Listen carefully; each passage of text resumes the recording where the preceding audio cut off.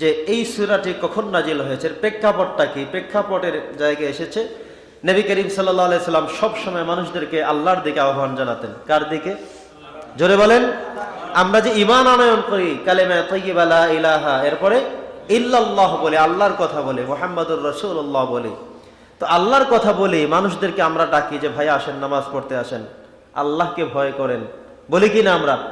আল্লাহকে ভয় করেন, নামাজ পড়তে আসেন, পরকালকে ভয় করেন, আল্লাহ এটা দিবে, আল্লাহ ওইটা দিবে, আল্লাহ শাস্তি দিবে, এই কথাগুলো আমরা বলি কিনা বলেন? বলি?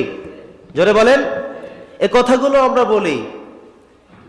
তো এই কথাগুলো বলে বলে আল্লাহ রাসূল একটা সময় দাওয়াতের একটা স্টেপ পেরিয়ে এসে মানুষদেরকে বললেন, তোমরা রহমানের দিকে চলে আসো। কার দিকে? রহমানের দিকে আসো, রহমানকে ভয় করো। আল্লাহ রাসূল এই কথা বলা শুরু করলেন, যেটি কোরআন মাজিদ আল্লাহ তাআলা উল্লেখ করেছেন, ওয়া ইযা কিলা লাহুম উসজুদু লির-রহমান। নবীজি বলেছেন তোমরা রহমানের সিজদা করো। কার সিজদা? আমরা কার সিজদা করি? আল্লাহর সিজদা করি। কিন্তু নবীজি একদিন মানুষকে আহ্বান করতে গিয়ে, দাওয়াত দিতে গিয়ে, ডাকতে গিয়ে বললেন যে ওয়া ইযা কিলা লাহুম উসজুদু লির-রহমান, তোমরা আল্লাহর জন্য সিজদা দাও। এই কথা বলে একটা সময় তিনি বলেই ফেললেন, রহমানের জন্য সিজদা দাও, রহমানকে সিজদা দাও। এবার মানুষের প্রশ্ন চলে আসলো, ক্বালু ওয়াবার রহমান। এবার তারা জানতে চাইল রহমানটা আবার কে? মুহাম্মদ, এতদিন তো তুমি শুধু আল্লাহর কথা বলেছিলে, আল্লাহর দিকে আহ্বান জানিয়েছিলে, আল্লাহরকে সিজদা দিতে বলেছিলে, আজকে রহমানের কথা বললে, তিনি আবার কে? তখন আল্লাহ তাআলা এই সূরাতুর রহমান নাজিল করে প্রথম আয়াত দিয়ে দিলেন আর রহমান। এই সূরাটি মোট ৭৮টি আয়াত আল্লাহ তাআলা দিয়ে বুঝিয়েছেন রহমানটাকে, রহমানের কি কোয়ালিটি, কি কোয়ান্টিটি, কি বৈশিষ্ট্য, কি তার মধ্যে আছে, এই রহমানের বৈশিষ্ট্য নিয়ে পূর্ণাঙ্গ একটি সূরা আল্লাহ তাআলা নাজিল করেছেন। সুবহানাল্লাহ পড়েন, আর জোরে বলেন না সুবহানাল্লাহ। ভাইরা আমার, বন্ধুরা আমার, আমরা কোন কাজ শুরুতেই একটি দোয়া হিসেবে পড়ে নেই কোরআনের একটি আয়াত, বিসমিল্লাহির রহমানির রহিম। পড়ি কিনা বলেন? বিসমিল্লাহির রহমানির রহিম। বিসমিল্লাহ মানে আল্লাহর নামে শুরু করলাম, আর রহমান যিনি হলো রহমান, আর রহিম যিনি হলো রহিম। যিনি রহমান, যিনি রহিম, তার নামে শুরু করলাম, এভাবেই তো আমরা বলি, ঠিক কিনা বলেন? তো আর রহমান আর রহিমের নামে আমি শুরু করলাম। দেখা যায় আমরা ম্যাক্সিমাম কাজগুলো শুরু করি আর রহমান আর রহিম দিয়ে। রহমান এবং রহিম তিনি হচ্ছেন আমাদের আল্লাহ। রহমান বলতে কাকে বুঝি? আল্লাহকে বোঝায়। রহিম বলতে আল্লাহকে বোঝায়। তার মানে হলো আমরা কোনো কাজ করার শুরুতেই আর রহমান আর রহিম যিনি, তার নাম নিয়ে আমরা শুরু করি, কারণ তিনি হচ্ছেন দয়াবান, তিনি হচ্ছেন পরম দয়ালু, অত্যন্ত দয়ালু। তার মতো এত দয়া, এত মায়া, এত ভালোবাসা পৃথিবীর আর কারো মাঝে নাই। সুবহানাল্লাহ পড়েন। এত দয়া, এত মায়া, এত ভালোবাসা নিয়ে আর কেউ নেই, আছেন শুধুমাত্র তিনি। তার নাম হচ্ছে আল্লাহ। তিনি কে? জোরে বলেন, তিনি কে? আল্লাহ। তো আল্লাহ তাআলা বলছেন যে মানুষ যখন তার ইবাদত বন্দেগী শুরু করে আল্লাহর নামে শুরু করে। আর রাসূল একদিন বললেন আল্লাহর পরিচয় দিতে গিয়ে যে আল্লাহ যে কত রহমান, আল্লাহর মধ্যে যে কত দয়া আছে, কত ভালোবাসা আছে, এটা বোঝাতে গিয়ে তিনি মানুষদেরকে বলেছেন, ওয়া ইযা কিলা লাহুম উসজুদু লির-রহমান, তোমরা রহমানকে সিজদা করো। তারা আবার বলল, ক্বালু ওয়ামার রহমান, রহমানটাকে? সেই সময় আল্লাহ তাআলা এই সূরা পূর্ণাঙ্গ রূপে নাজিল করে দিলেন। এই সূরাটির এ টু জেড, শুরু থেকে শেষ পর্যন্ত যা কিছু বোঝায় সেটা হলো যে আল্লাহ তাআলা যে রহমান, তিনি আমাদেরকে কোন কোন নেয়ামতের মধ্যে ডুবিয়ে রেখেছেন, কি কি নেয়ামত তিনি দিয়েছেন, এই 5টা স্টেপে আল্লাহ রাসূল সাল্লাল্লাহু আলাইহি সাল্লাম এটাকে ব্যাখ্যা করে তুলে ধরেছেন, যেটি আল্লাহ তাআলা নাজিল করে দিয়েছেন কোরআনুল কারীমের 55 নম্বর সূরাতে। আল্লাহু আকবার পড়েন। নবী করিম সাল্লাল্লাহু আলাইহি সাল্লাম বলেছেন, কোরআন মাজিদের মধ্যে যে সূরাগুলো গুরুত্বপূর্ণ ফজিলতের দিক থেকে, মর্যাদার দিক থেকে, গুরুত্বের দিক থেকে, ঠিক তেমনই একটি গুরুত্বপূর্ণ, মর্তবাপূর্ণ, ফজিলতপূর্ণ সূরার নাম হলো সূরাতুর রহমান। এই সূরার মধ্যে আমার রব একবার, দুবার, 10, 20 বার, 30 বার নয়, 31 বার মধ্য পর্যন্ত তিনি বলেছেন, ফাবিআইয়ি আলাই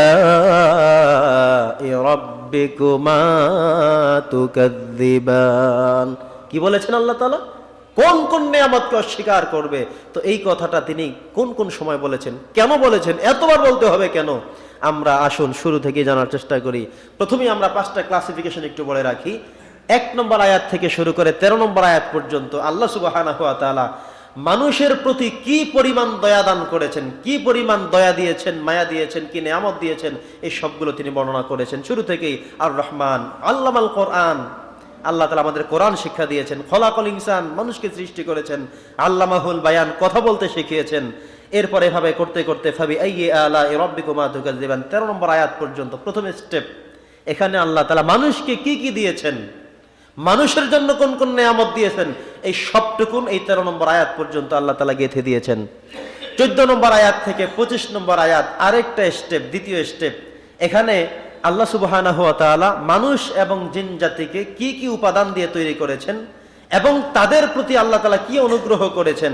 এখান থেকে যে খলাকল ইনসানা মিন সলসালিন কাল ফাখর, মানুষকে শুকনো ঠনঠনে মাটি দিয়ে আল্লাহ তাআলা তৈরি করেছেন। ওয়া খলাকল জান্না মিন মারিজিম মিন নার, আর যে জিন জাতিদেরকে যে আগুন দিয়ে তৈরি করা হয়েছে সেটাও তিনি এখানে উল্লেখ করেছেন।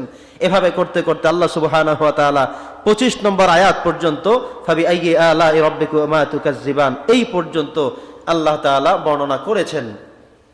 তৃতীয় স্টেপ অর্থাৎ 26 নম্বর আয়াত থেকে কুল্লু মান আলাইহা ফান, এখান থেকে শুরু করে 40 নম্বর আয়াত পর্যন্ত আল্লাহ তাআলা আবারও বলেছেন এই পৃথিবীতে এখন তোমরা যা কিছু দেখো কিছুই কিন্তু থাকবে না, সব ধ্বংস হয়ে যাবে। কুল্লু মান আলাইহা ফান, সব ফান হয়ে যাবে, ধূলিসাৎ হয়ে যাবে, একাকার হয়ে যাবে, শেষ হয়ে যাবে, শুধুমাত্র আল্লাহ থাকবেন। আল্লাহ বলছেন ওয়ায়াবকা ওয়াজহু রাব্বিকা যুল জালালি ওয়াল ইকরাম, একজন থাকবেন, তিনি আর কেউ নয়, তিনি হচ্ছেন যুল জালালি ওয়াল ইকরাম, তিনি হচ্ছেন আমার আল্লাহ। বলে আল্লাহু আকবার। আল্লাহ বলছেন শুধু আমি বাকি থাকবো, আর সব শেষ হয়ে যাবে। এই এখান থেকে শুরু করে আমার রব 26 নম্বর আয়াত থেকে 40 নম্বর আয়াত পর্যন্ত সবকিছু ধ্বংস হয়ে তারপরে কিয়ামত হয়ে যাবে। মানুষ এবং জিনের যে কৃতকর্ম রয়েছিল সেই কৃতকর্মের হিসেব তাদেরকে দিতে হবে কার কাছে? জোরে বলেন কার কাছে? আল্লাহ এখানে বলেছেন ফায়াউমা ইযিল্লা ইউসআলু আন যামবিহি ইনসুন ওয়ালা জান, কিয়ামতের অবস্থা এমন হবে আল্লাহ তাআলা জিজ্ঞাসা করা লাগবে না, এই মানুষ তুমি কি করছো বলো, এই জিন তুমি কি কি কাজ করছো একটু আমাকে শোনাও। এই তথ্য আল্লাহর কাছে আছে কিনা বলেন, জোরে বলেন আছে। কিছুদিন পর তো আপনারা ভোট দিতে যাবে, ব্যক্তির ক্ষমতা দেখায়া, সম্পত্তির ক্ষমতা দেখায়া এখানে আর কিছু করতে পারবে না, রূহ ফিরে আনতে পারবে না। যে ভাই আজরাইল চলে তো আসছো, এই 1 কোটি টাকা নিয়ে যাও, একটা বছর খালি সময় দাও, চলবে? আজরাইলকে দেখার কোনো সুযোগ আল্লাহ দিয়েছেন? দেয় নাই। আপনারা এমন কোন কথা বলতে পারেন, মানুষ এমন কথা বলতে পারে যে টাকা নিয়ে বসে থাকবো, যখনই আসে এটা দিয়ে ফিরিয়ে দিব। এই জন্য আল্লাহ তাআলা সিস্টেম এমনই করছেন, কখন আসবে, কোথা দিয়ে যাবে, কিভাবে যাবে আপনার জানার কোনো সুযোগ আল্লাহ তাআলা দিবেন না, নেই, সেই ব্যবস্থা আল্লাহ তাআলা রাখেন নাই। তো এখানে খলাকল ইনসান, আল্লাহ বলছেন মানুষ আমি সৃষ্টি করি, তার মানে মানুষ সৃষ্টির একমাত্র স্রষ্টা হলো আল্লাহ। এই পৃথিবীতে যত পণ্ডিতি যতজনে করুক না কেন, যত কিছু বানানোর পায় তারা করুক না কেন, বানাক না কেন, যা কিছু করবে, কিন্তু মানুষ কেউ কখনো বানাতে পারবে না। আল্লাহ এখানে সেটা স্পষ্ট করে দিয়েছেন, খলাকল ইনসান, মানুষ আমি সৃষ্টি করেছি।